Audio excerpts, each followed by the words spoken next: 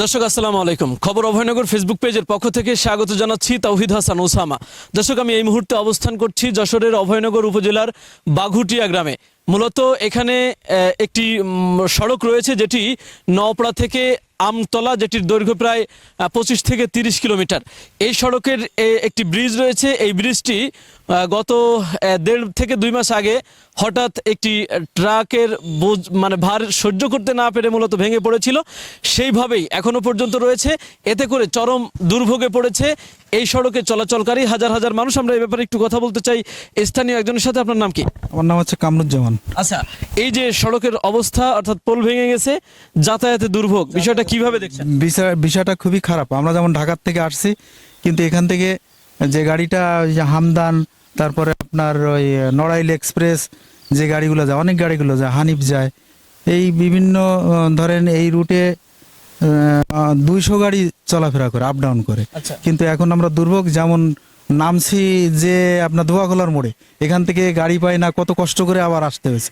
কিন্তু এই 2 মাস চলমান আছে এই অবস্থা, দুর্ভোগে আছি আমরা। আচ্ছা, আপনারা এখন কি চাচ্ছেন এই যে পরিস্থিতি? আমরা এখন এই পরিস্থিতিতে এটার সঠিকভাবে ব্রিজটা যাতে দ্রুত একটা সংস্কার হয়, এই সংস্কারের দাবি জানাচ্ছি আমি এলাকাবাসী হিসাবে। আচ্ছা, প্রচুর বৃষ্টি হচ্ছে, পাশে একটি মাটির রাস্তা করা হয়েছে, খুব বেশি সুফল কি পাচ্ছেন?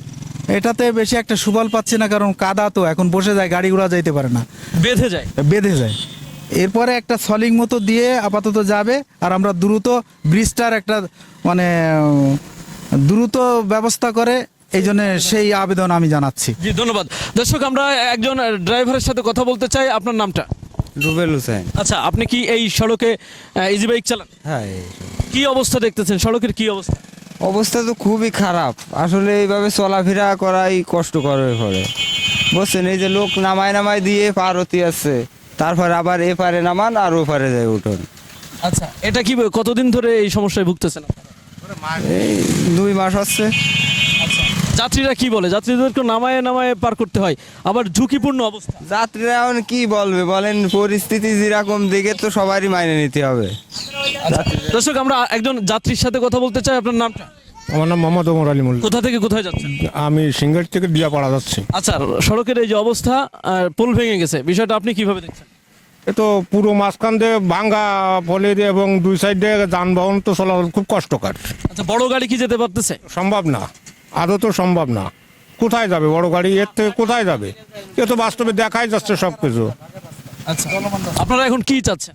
এখন রাস্তাটা নির্মাণ হোক, রাস্তাটা ভালো হোক, জনগণ যাতায়াত করুক, এইটাই আমাদের আশা। আচ্ছা, আপনি যাচ্ছেন কোথায়? দেখতে পাচ্ছি একটা ছোট্ট বাচ্চাকে নিয়ে। আমি যাচ্ছি দিয়াপাড়া। কেন যাচ্ছেন? ওখানে আমার স্থায়ী বাড়ি। আচ্ছা, কোথায় গেছিলাম? সিঙ্গারি দাওয়াত খেতে। দাওয়াত খেয়ে এখন যাচ্ছি ইজি বাইকে, তা গাড়ির থেকে নামিয়েই যাত্রী হলো। আচ্ছা, মানে এখান থেকে পারাপার হতে গেলে আপনাদের গাড়ি থেকে নেমে যায়, রিক্স হয়ে যাচ্ছে, আপনার ইজি বাইকই যার সমস্যা হয়ে যাচ্ছে।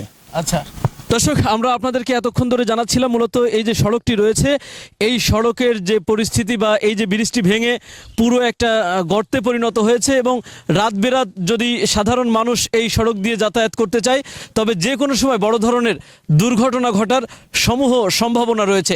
পাশাপাশি আমরা দেখতে পাচ্ছি ডান পাশে একটি মাটির সড়ক তৈরি করা হলেও আসলে সেই রোড দিয়ে খুব বেশি বড় গাড়ি চলাচল করতে পারছে না। সেটির কারণ হচ্ছে বড় গাড়ি যখনই ওই রোডে ঢুকছে তখনই বেঁধে যাচ্ছে বা চাকা ডেবে যাচ্ছে, যে কারণে ওই সড়ক দিয়েও আসলে সেইভাবে যাতায়াত করা সম্ভব হচ্ছে না।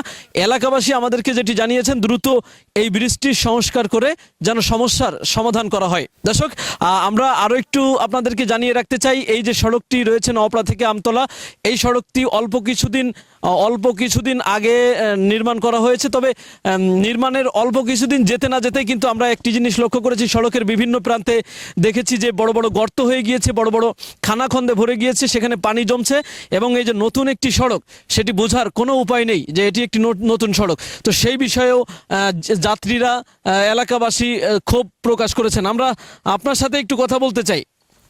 আমরা দেখতে পাচ্ছি এই পাশে একটি বড় গর্ত সৃষ্টি হয়েছে রাস্তার পরে, ব্রিজ ভেঙে গিয়েছে, বিষয়টাকে আপনি কিভাবে দেখছেন?